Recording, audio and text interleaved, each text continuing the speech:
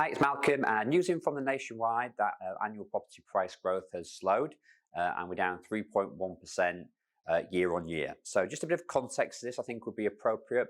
So just remember that prices spiked off the back of COVID. So if you recall, this was the working from home for the first time, people wanting more things from their property in terms of living space, home gyms, etc., bars back in 2020, causing that enormous sort of spike in property prices, a 20% spike. That's obviously behind us now, as is that big stamp duty holiday that was applied to try and get the economy stimulated off the back of COVID as well. And prices are going back to some sort of normalized levels, and we're getting back towards, it looks like the trajectory is getting us back towards 2021. So yes, they're down 3% year on year. You can't exactly call this a crash, can you, when property prices have gone up 20% and down 3%. But this is obviously really great news if you're a first-time buyer looking to get onto the property ladder, because those property values are slightly more affordable than they were a year ago, and you'll probably be in less competition than you were at that time when we had 20 odd buyers for every house for sale. And of course, this is actually good news for home movers as well, although you might be feeling slightly depressed that the value of your house has gone down ever so slightly. But just remember, if you're moving up the property ladder, then the one you're buying, which is worth more, will probably come down slightly more, putting you in front.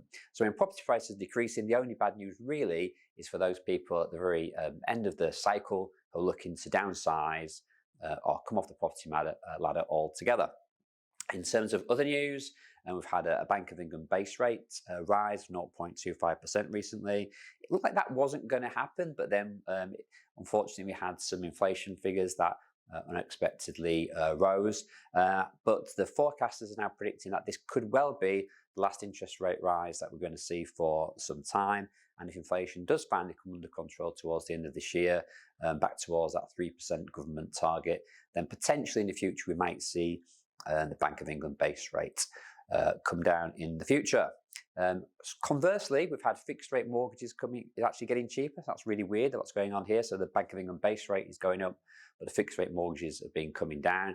And we've seen at the low loan to values, the first fixed rates beneath 4% since last year. So the mini budget debacle from October is well and truly behind us.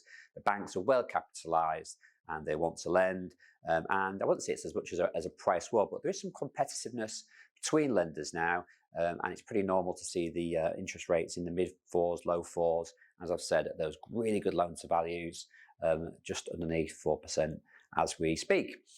So we're pretty busy. There's lots of activity in the market. If you are looking to buy a property, you'll be in less competition with other buyers, like I mentioned, and possibly more chance of a successful negotiation, with some sellers being a bit more welcoming to offers underneath the asking price.